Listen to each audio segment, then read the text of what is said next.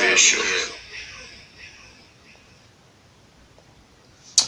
What's up, everyone? Welcome back to another episode of the CaliKidOfficial Podcast. I believe this is episode number 13, so let's get right into it. So over the past week, we had another round of versus battles. This time we had DJ Premier facing off against RZA of the Wu-Tang.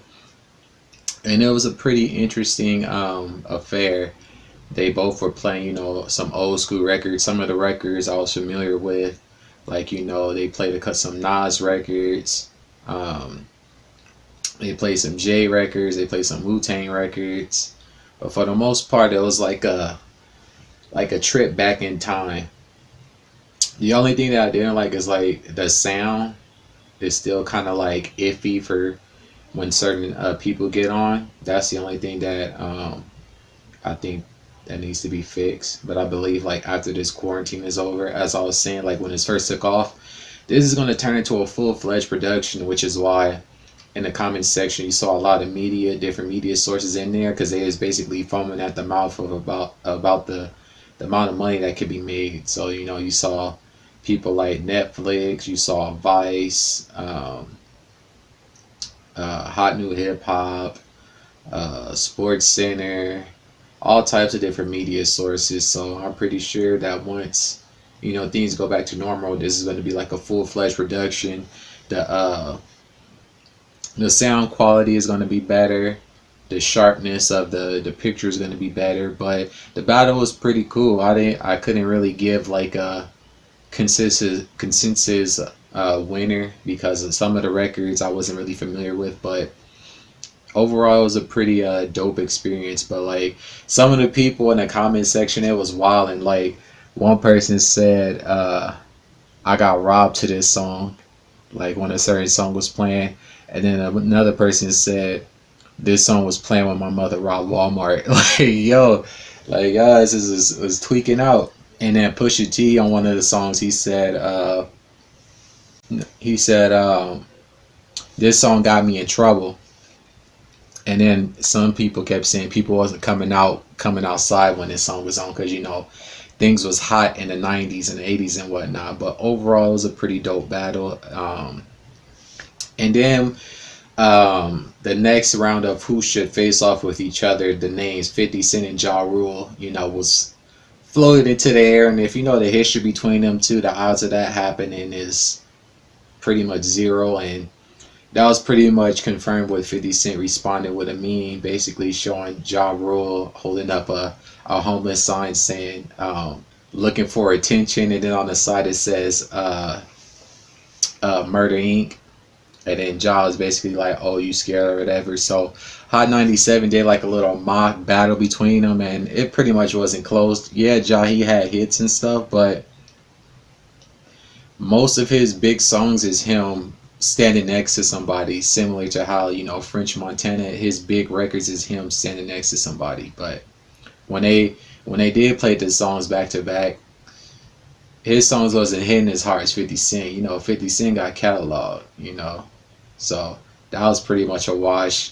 Ja got wind of that, and he said, oh, that was cute or whatever. But yeah, the odds of them getting into on Instagram Live to do battle was never going to happen. 50 Cent exercises that 50 laws of power thing, so he ain't gonna never let up on him.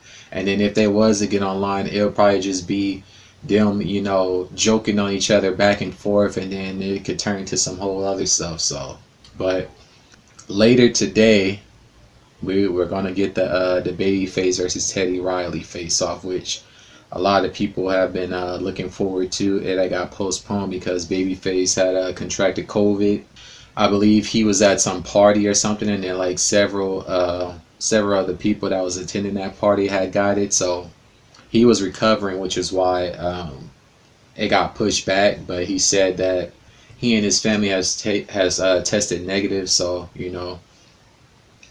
we're gonna get what we've been waiting for. So it's gonna be coming on 6 p.m. Pacific Standard Time. So that'll be 9 p.m. on the East Coast. So it's gonna be a battle of R&B legends. And if you're familiar with Babyface and Teddy Riley, they've pretty much written for everybody you could think of. Beyonce, Michael Jackson, Who else? Usher, TLC, Blackstreet, Guy, Snoop Dogg, Teddy Riley. He's worked with a lot of K-pop groups like EXO and Girls' Generation. But it's gonna be pretty interesting. Pretty interesting. I'm pretty sure they're gonna play some records that some people might not be familiar with them writing, but I'm looking forward to this. So this is gonna be pretty dope. But moving on from that, I wanted to update you guys with what's going on in terms of this epidemic, some of the side effects or whatever. So apparently, some woman out in Florida by the name of Abril cestoni, pretty much over Easter weekend delivered some Easter eggs with some adult content in there. So when people open up their mailboxes, I guess they found these Easter eggs in them, and when they opened them, there was like little pornographic pamphlets in them. So when this was found out, basically the people found her, and she ended up getting charged with 11 counts of distribution of obscene material and for violating the stay-at-home order. Which, in a time like this, I guess she felt as though she was trying to liven up people's lives or whatever. But the authorities is going to take this serious, which with these charges, that's crazy. And then the Sicilian Mafia, or the Cosa Nostra, has been stepping in where the Italian government has been lacking. They've been delivering goods and stuff to those in need. But the authority sees this as a way of them trying to both recruit people into their organization and to buy their vote or buy their support for the organization as well. Basically, I scratch your back, you scratch my back, that type of thing. So the authority sees this as a way of them taking advantage. But you also got to look at it like this: if y'all lacking and somebody else can come in and help out, regardless of where it's coming from at the time, can't really poo-poo that. They doing a good deed, even though there's probably strings attached to it. But I thought that was pretty interesting. And then them stimulus checks is starting to hit. So the first round of checks then went out to people have been getting the checks. But there's also been some hiccups, especially with them putting Donald's name on the checks as well. That's another 48 laws of power move. And then along with that, people that were getting the checks back, instead of them going into the people's accounts, they was going to the people that prepared them. So that's a whole another thing. So a lot of things has been shaken. And then Trump cut funds to the World Health Organization, which some people sees this as a bad thing and some people see it as a good thing. So the whole thing around it is he's basically feels as though they didn't do their job, because when they went over to China, they didn't really investigate it to let people know. So, and he feels as though if the world knew about the situation more in China, then things could have been contained much better and not as many people would have died from the disease. So let's look at it, what he was saying. He says, I'm directing my administration to halt funding while a review is conducted to assess the World Health Organization's role in severely mismanaging and covering up the spread of the coronavirus, which China was doing. They weren't very forthcoming with, the severity of it. And you see them distancing themselves, I guess, right here. Says, according to BBC, Trump accused the UN of covering up and mishandling the spread of the virus after it emerged in China. The UN's chief responded that this was not the time to cut funds to who. Bill Gates waiting on Trump's decision. Bill Gates, he's actually the second largest funder of the organization. So of course he's gonna, feel some type of way. That along with him, pushing his vaccine agenda on people. It's like how you pushing vaccines on people and yet you don't vaccinate yourself or your family. That's kind of strange. But moving on, he says, Bill Gates says, halting funding for the World Health Organization during the World Health Crisis is dangerous as it sounds. Trump believes the outbreak could have been contained if WHO had done their job properly and allowed medical experts to assess the situation in China as it was unfolding. Had the WHO done its job to get medical experts into China to objectively assess the situation on the ground and to call out China's lack of transparency, which is true. China isn't very forthcoming in terms of a lot of things. So that's actually a pretty accurate synopsis of the situation. The outbreak could have been contained at its source with very little death, he told reporters. This would have saved thousands of lives and avoided worldwide economic damage. Instead, the WHO willingly took China's assurances to face value and defended the actions of the Chinese government. WHO experts were reportedly only allowed to visit China once, February 10th, to investigate, and by that time the country that's too late because this been going on since last year. That's why it's called COVID-19, because the outbreak started last year. They should have been allowed to assess the situation as soon as it happened, not what is that, like 2 months later, 3 months later. On January 14th, WHO tweeted that Chinese investigations found no clear evidence of human-to-human transmission. I mean, most viruses, I'm pretty sure a lot of viruses you can transfer from human to human, so that's kind of weird, I guess. Alright, Hilton says you can transfer, if someone has flu-like symptoms and they coughing and sneezing on you, you can catch that too. So it's kind of weird. But a week after that tweet, WHO released a public statement that human-to-human transmission did appear to be taking place in Wuhan. Administrative officials have been aggressively accusing WHO did not take the proper steps in handling the pandemic, saying WHO was biased towards China. I mean, if you was only allowed over there one time and then you took someone's assurances at face value instead of you actually going in and coming up with a determination yourself, that does scream bias. So despite the WHO's potential malfunctions in the early days of the pandemic, public health experts feel defunding an organization in the middle of a pandemic is far from a smart move. I bet they do, but doing that is pretty much going to light a fire under their ass and not to do something like that again, because you got all these people pouring money into something, and then you just got people just haphazardly not doing their job. So yeah, it's bad that he defunded it, but why didn't you guys do your own investigation, or at least a thorough one, so everybody in the world can actually know what's going on and not just take the words of one person? So that's kind of crazy.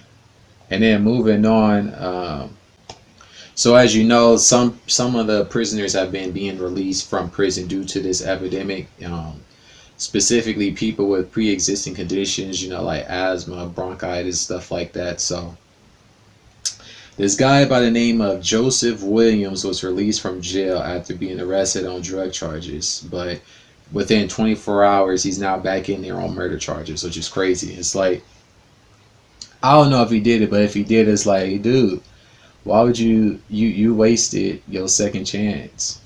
It says there is no question Joseph Williams took advantage of his health emergency to commit crimes while he was out of jail.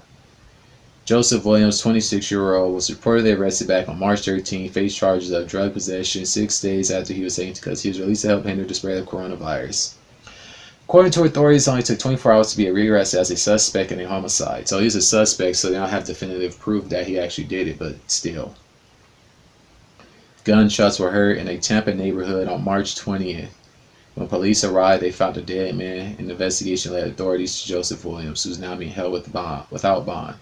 Williams is facing charges of second-degree murder, felon in possession of a firearm, resisting an officer, along with his this is just dumb. Like, just saying everybody deserves a second chance, but some people, it's like some people may not need a second chance. If you don't go and do some dumb stuff like that, that's crazy. But it says that he was in jail for a non-violent offense, but then to get out of jail and to go kill somebody, that's kind of crazy. So ain't no telling. It's possible he could did it, it's possible he couldn't did it, or it's possible he could have been in the wrong place at the right time.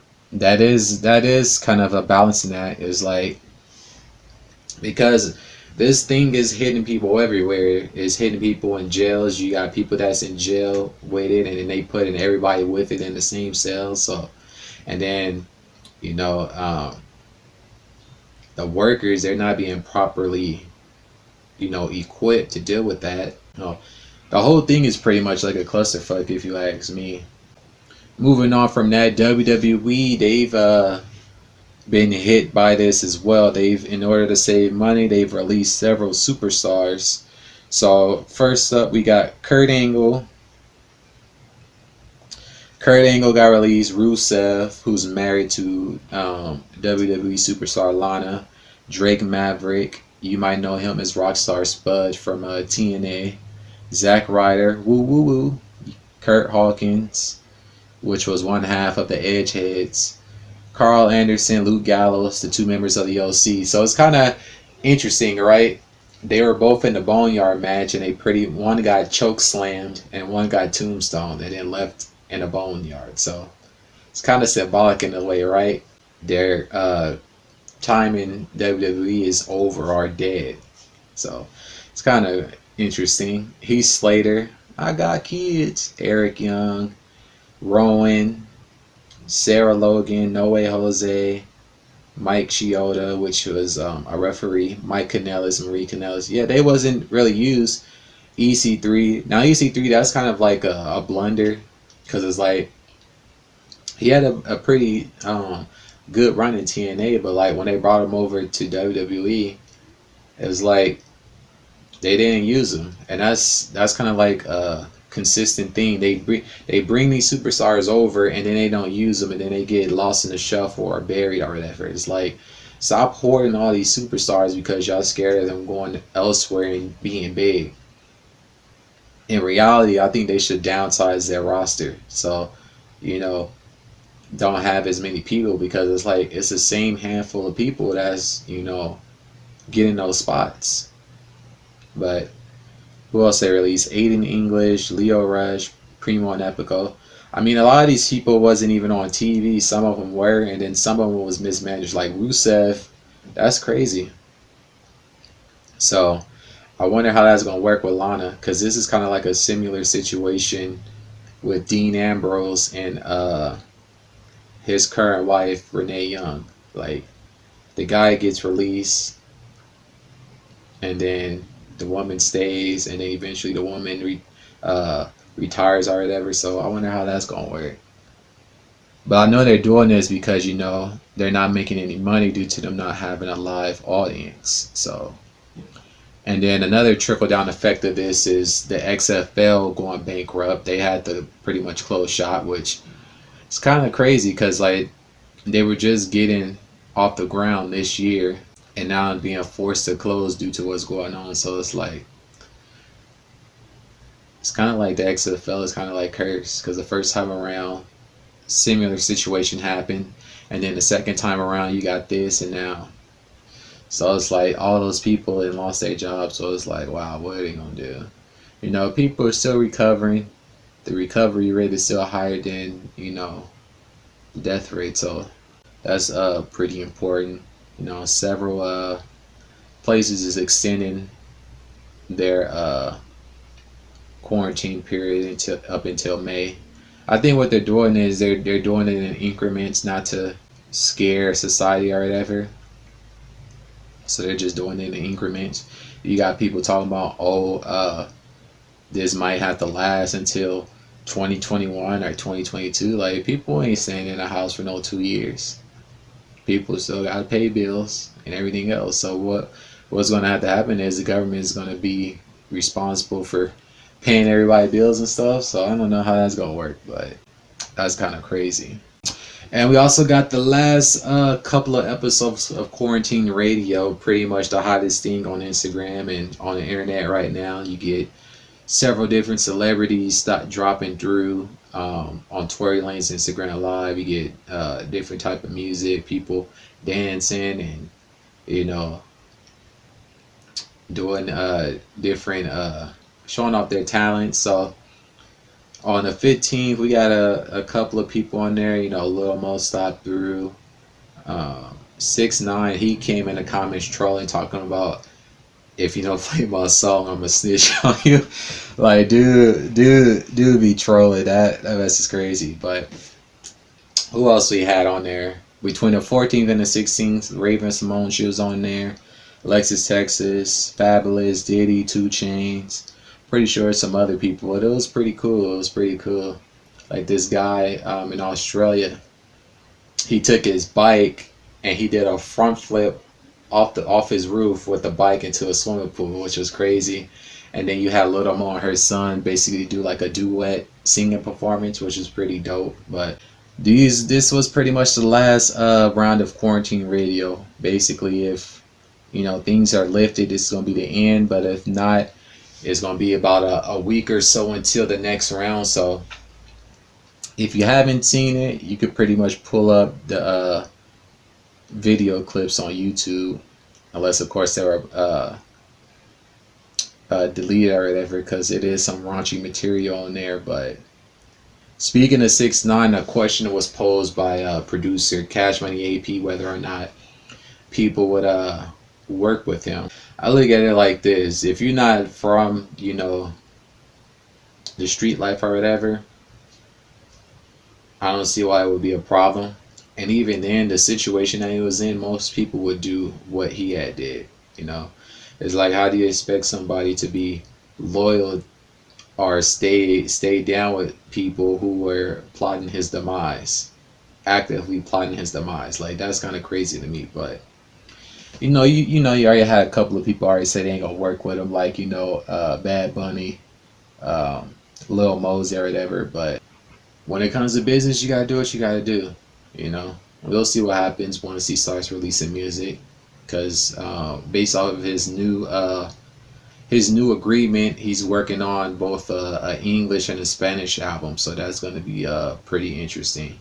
I wouldn't be surprised if what's her name, K Michelle, worked with him, because she was cheering for him to get out. So, but we'll just have to see with that. And apparently we got a reignited beef. If you guys aren't familiar, OT Genasis did like a kind of like a spoof of one of Keyshia Cole's songs, and it kind of turned into this whole thing where she got mad because she felt as though how am I going to even get paid off of this? But in reality, he didn't make any money off of it. So it pretty much spiraled into a whole new thing. Now you got families involved and stuff. Yeah, the beef going out, Keisha have become involved. Yeah, the sisters is what ignited it. Oh, it says things seem to have simmered down until Keisha said she will vote for 21 Savage in an R&B battle between the Atlanta rapper and OT Genasis, because 21 was going on live singing R&B songs and stuff. Then it says things kicked off later when OT made comments about Keisha's private area. He would later claim that he was just joking and things were going too far. But Keisha's sisters got involved. Then he started joking on it. Mom talked to him about, I used to sell a whole bunch of dope to your mom back in the day, or something crazy like that. And then Elite Noel, I think that's the brother. Hey OT, you say you don't like street bees and hoes and drug addicts, but your baby mama been sucking dick in and out of Hollywood Hills for decades. Black dick, white dick, small dick, big dick, skinny dick, Jesus. And popping pills like they Tylenol. She wrote on Instagram on the side of Flo Malika and her newborn son. I want all the smoke about my mama, and since I can't catch them, you gotta take the licks, Malika. And it's not about Keisha nor Neff, because they can handle their own, but my mama, but that's not with me. All bets are off. Yeah, because if you used to watch their show back in the day, it basically highlighted, her struggles with addiction and stuff like that. So this whole thing is pretty much turned into a shit show. It was funny at first to me only because I had my mother's humor. The whole remix fit his character. He's slow. Y'all always make slow MFers famous. Me personally would have took it as a joke and kept it pushing. It was even cool when he tried to handle Neff in a disrespectful manner. She under her own. But when you get to posting pictures of my mama giggling about selling her something that could have possibly killed her a million times, that hit our hearts. Shit ain't funny no more. Hold up, let me see something. Because there's a video of him talking about this, so I want to pull that up. Unless they took it down. Yep, they took it down. Oh well. But basically the video that I was going to try to show you is basically OT basically talking about the entire situation. And how he said, it's serious now, you talking about my son and all this type of stuff. So he basically went in. So ain't no telling what this is gonna lead to, but the brother wants to get at it with OT. You know, OT is affiliated, so I don't think people wanna go there. So I think they should leave that alone. But we got some new music coming. So Big Sean announced that Detroit 2, despite what's going on, is going to be coming out. If you're not familiar, Detroit was pretty much his breakout project, probably still his best project that he's put out thus far. So that's some good news. And then Dababy, Dababy dropped "Blame It on Baby" on Friday. So you guys can check that out. He put out this promo material for it, which is pretty funny. They basically did like one of those insurance commercial spoofs where it's like, if such and such happened to you, call this number. But they did it in the essence of, oh, if X happened to you, blame it on baby. So you had a whole bunch of different people on there wilding, talking about, my parents got divorced thanks to baby. But the whole thing was pretty funny. And then we got a new movie that's going to be coming out. Tom Hardy is going to be playing Al Capone, and it's set to come out on May 12th. So I wanted to pull up the trailer. I might have to, let's see, if there ain't no music in there, I won't have to mute it. But there is music. Let's see.